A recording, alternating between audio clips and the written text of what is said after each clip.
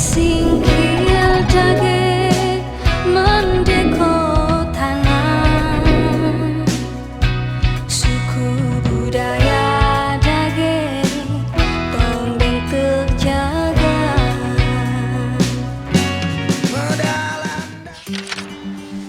Assalamualaikum warahmatullahi wabarakatuh.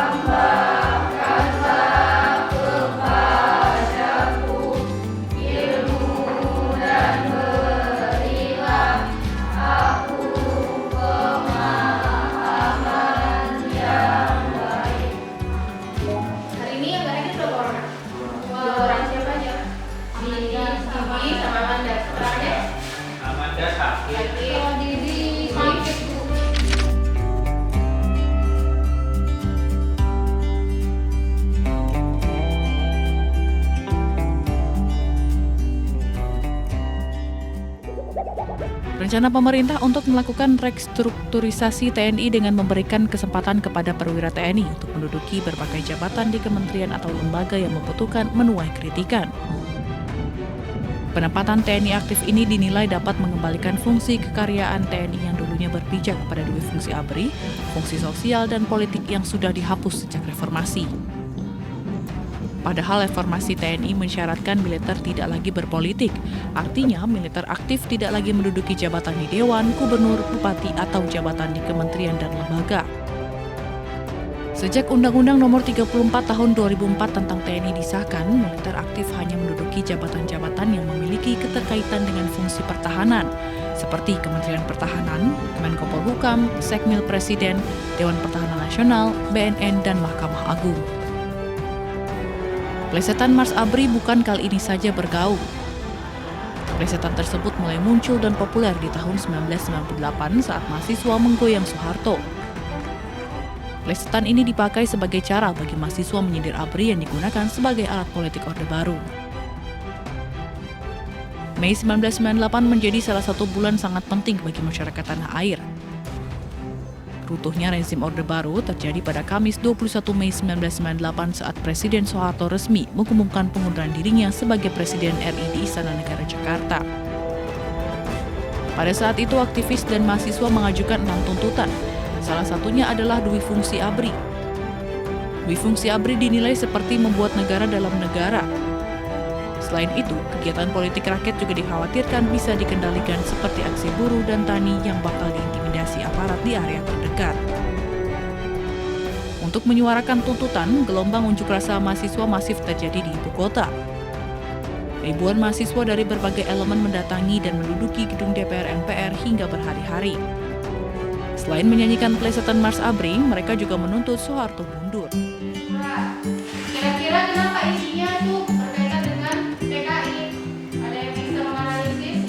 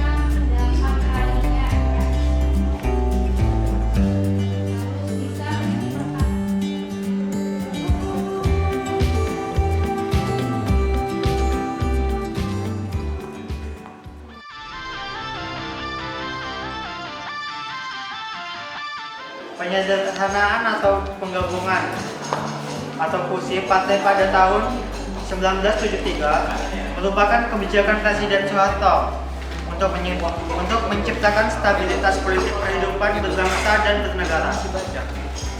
Kebijakan ini dianggap menjadi syarat utama dalam mencapai pembangunan ekonomi Indonesia. Mengapa demikian? Orde Baru diharapkan tidak lagi berorientasi pada ideologi serta politik, tetapi pada program ekonomi. Menurut pemerintah Orde Baru, tidak stabilnya politik yang terjadi pada masa sebelumnya atau Orde Lama disebabkan oleh sistem kepartaian. Tetapi jumlah partai politik saat itu sangatlah banyak, sehingga menimbulkan banyak ideologi dan sekaligus kepentingan. Partai politik sulit terkontrol,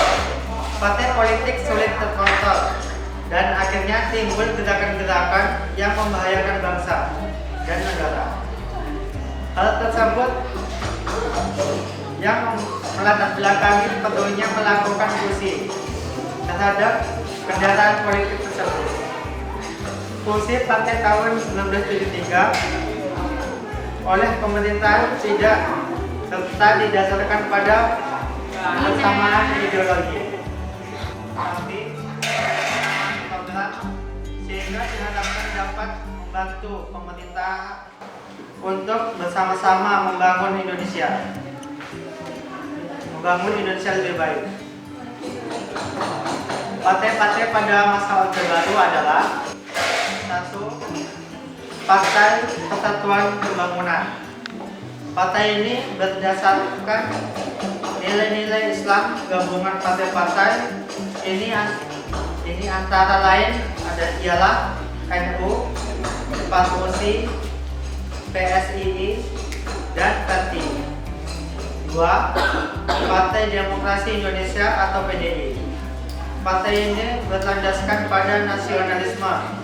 Gabungan partai ini diantara lain PNI, Partai Katolik, Partai Murba, IPKI, dan Partindo. 3. Partai Golongan Karya. Organisasi ini sudah ada sejak 1964. Seperti namanya, golongan karya dianggap sebagai wadah orang-orang yang dianggap tidak berpolitik dan lebih mengedepankan karya tergantung latar belakang individu tersebut, mulai dari sastrawan, petani, TNI, dan lain-lain. Ketiga, partai itulah yang menjadi kendaraan politik Indonesia dalam kurun waktu 1973 hingga 1997. Oke, kalau partainya cuma 3 kan kita kayak kurang dari suara. Terus kalau partainya cuma 3 justru memberikan dampak negatif yang banyak. Apabila semakin besar angka dan semakin banyak partai yang tidak bisa mengonversi suara mereka yang mereka peroleh menjadi kursi parlemen, hal tersebut dapat berakibat timbulnya ketidakpuasan politik. Ambang batas yang tinggi juga dinilai bisa memicu praktisme politik, di mana alih-alih mereka memperkuat ideologi dan kelembagaan partai malah disikapi dengan melakukan politik uang yang dengan harapan bisa merebut suara melalui praktik jual beli. Kalau menyederhanakan partai semata-mata didasarkan pada pertimbangan untuk mencapai integritas dan stabilitas pemerintahan, lalu apa bedanya dengan apa yang dilakukan oleh Orde Baru yang menyederhanakan sistem kepartaian dari partai 10 menjadi 3 partai? Itu kan emang sengaja kan, tapi kan hasilnya kan banyak nih yang ini ada banyak lah pokoknya. Nah, dari itulah makanya dia itu disederhanakan, karena sebelumnya kita udah menyelenggarakan dengan banyak partai itu sampai yang 70 partai. Setelah dilaksanakan itu nggak berjalan lancar ya kan? Nggak berjalan lancar, ya. Makanya disederhanakan tentang kebebasan. Kita itu masih bebas bisa milih. 3 itu bisa milih kita bebas, nggak terbatas. Kenapa ditutup? Itu nggak semata-mata dihilangkan gitu loh. Dia bersatu partainya dengan tujuan untuk menstabilkan. Karena kalau terlalu banyak seperti ini, nanti akan ada partai yang mendominasi dan ada partai yang terkecilkan. Benar kan Bu? ada partai dengan suara yang sangat sedikit, sehingga gimana ya, kayak dia itu ada nggak ngaruh karena saking banyak pilihan tadi. Terus yang kedua tadi pertanyaannya apa, Bu? Nah, dengan kamu bisa menjamin dengan penilaian partai apakah memang bisa stabil politiknya? Nah, itu kan sudah terbukti pada zaman Pak Soeharto kan tidak ada pergolakan kan, sangat sedikit. Nah, karena itulah tadi partainya disedikitkan. Terus dari banyak ini kan, kalau banyak kan masih nanti bisa timbul kayak nanti golongan ini, karena itu dari partai-partai ini sudah berbeda. Jadi kalau nggak kepilih kan pasti ada kayak, oh itu kok bisa kepilih gitulah. Jadi tujuan mengurangi jumlah partai ini adalah sebagian untuk itu tadi, mengurangi jumlah perselisihan antar masyarakat yang memiliki perbedaan pendapat tadi. Kan tadi banyak tuh, disedikitkan supaya nanti apa ya, golongannya itu nggak terlalu banyak gitu. Jadi nggak berselisih. Kalau berselisih pun gampang ditanganinya karena golongannya cuma ada 3 tadi. Itu PPP, Partai Golkar sama PDIP. Ya betul. Ya berarti ada satu partai yang mendominasi gitu. Kayak si Golkar ini tadi kayak PNS wajib, berarti kalau PNS-nya banyak gitu Bu, berarti Golkar itu lebih banyak suaranya nanti. Kalau ininya banyak, berarti kalau misalnya satu golongan itu kan banyak gitu kan, kayak misalnya golongan Golkar atau PDIP atau PPP, karena pengikutnya banyak. Nah, pengikut ini tadi kan terjadi karena apa? Karena kepuasan masyarakat. Yang kita bahas ini kan tentang kepuasan masyarakat. Tapi itu kan terpaksa ngikutin diri. Ya, itu kan juga tergantung sama diri gini. Kalau emang dipaksa, kalau misalnya dia nggak mau kan bisa, tapi apa risikonya berhenti. Itu kan juga tergantung pada dirinya. Berarti kalau dia mengikuti, berarti kan dia sendiri yang mau dipaksa. Kalau emang dia sendirinya memang sadar dan nggak mau, dia itu bisa berhenti terus beralih ke partai lain. Kalau yang mau, tapi kan dia nggak mau karena tergantung pekerjaannya. Nah itu juga pilihan dari dirinya sendiri. Assalamualaikum warahmatullahi wabarakatuh. Waalaikumsalam warahmatullahi wabarakatuh. Kami dari kelompok kontra dari Dwi Fungsi ABRI. Seperti yang kita ketahui, Dwi Fungsi ABRI adalah peran ganda ABRI sebagai kekuatan pertahanan keamanan dan sebagai kekuatan sosial politik. Masyarakat sangat merespon keras dengan adanya Dwi Fungsi ABRI di negeri ini, karena mereka tidak ingin doktrin traumatis di era Orde Baru itu tumbuh kembali di era reformasi yang membuka jalan untuk demokrasi. Dan sesuai dengan pidato Soekarno pada tahun 1953 tanggal 17 Agustus, Angkatan Perang tidak boleh ikut-ikutan politik, tidak boleh diombang-ambingkan oleh suatu politik. Angkatan Perang harus berjiwa, ya berjiwa, berapi, ya berapi, berkobar-kobar, berjiwa, tetapi ya tidak boleh ikut-ikutan politik. Dwi Fungsi ABRI harus dievaluasi. TNI pertahanan polisi adalah sipil yang dipersenjatai, oleh karena itu dipisah dan jabatan-jabatan politik sepenuhnya harus dikuasai oleh sipil. Katanya kan kayak zaman Soeharto gitu. Zaman Soeharto. Sama SD. Ya, kenapa kayak gitu? Memang kalau misalnya seorang TNI menjabat, kenapa lebih bagus daripada orang sipil? Karena kan tegas, Tegas. Ya, bertanggung jawab, disiplin. Tapi nanti gajinya jadi double. Gaji jadi double memang iya. Nah, terus Double gajinya. iya. Iya kan dari 2. Dari nanti kalau dia jadi presiden kan dari presidennya gaji dari abdi negaranya juga. Iya.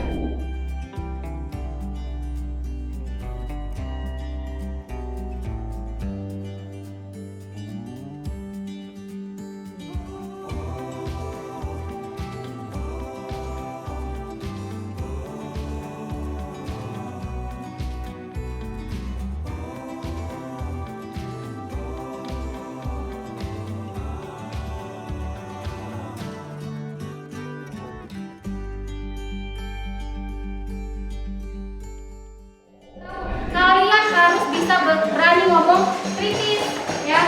Kalian ketika memimpin itu harus belajar dari sejarah.